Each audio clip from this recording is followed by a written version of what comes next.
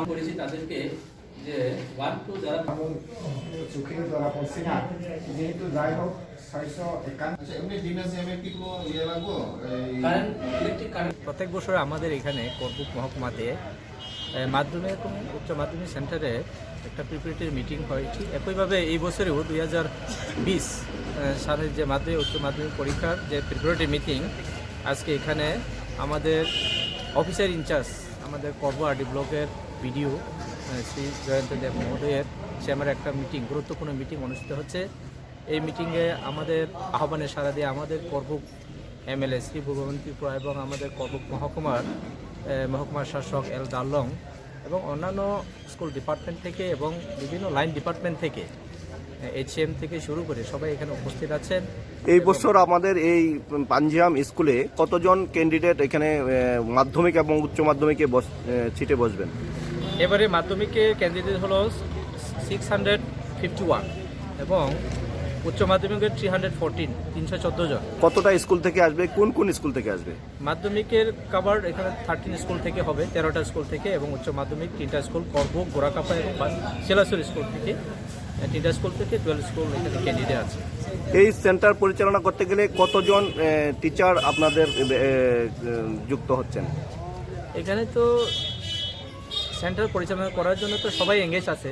এখানে বিভিন্ন official line department থেকে শুরু করে সবাই, বিশেষ করে আমাদের এখানে পাঞ্জিহাম যেখানে সেন্টার হয় এখান থেকে সব শিক্ষকরা এখানে অফিসার ইনচার্জ হিসেবে অফিসিয়ালি হিসেবে কাজে নিযুক্ত হয় এবং বিভিন্ন স্কুল থেকে ইনভিজিলেশন ডিউটির জন্য এখানে সিলেকশন করা হবে। এবার 40 জন আমাদের এখানে পরীক্ষা ডিউটি দেওয়ার জন্য ইনভিজিলেশন ডিউটির জন্য এখানে 40 জন আমরা এখানে মিটিংয়ে সিদ্ধান্ত নিয়েছি। বেঞ্চের অবস্থাটা কি আছে? কত বেঞ্চ আপনাদের ঘাটতি আছে এখনো? বেঞ্চ আমাদের এখানে এখন অ্যারাউন্ড 500-এর উপর একটু আছে বেঞ্চ, আরও বেঞ্চ লাগবে। এখানে 100টার মতো আমরা বিভিন্ন স্কুল থেকে, নিয়ার স্কুল থেকে কালেকশন করতে হবে।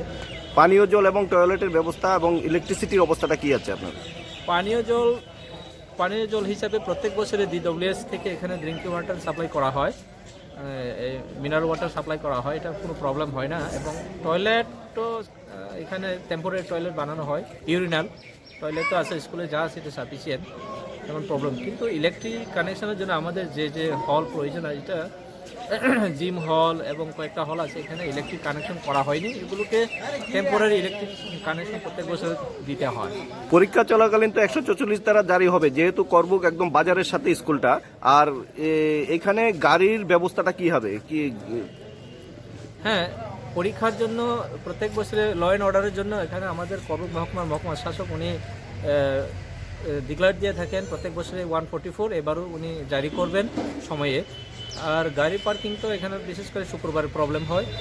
আর প্রত্যেক বছরই তো এখানে আমাদের মাঠেই যারা ক্যান্ডিডেট তাদের গাড়ি এখানে প্রবেশ করানো হয়। এবার একটা সিদ্ধান্ত নিয়েছে যে গাড়িগুলো একটা সিস্টেমেটিকভাবে তাদেরকে পার্কিংয়ের ব্যবস্থা নেওয়া হবে, এটা আলোচনা হয়েছে। ধন্যবাদ।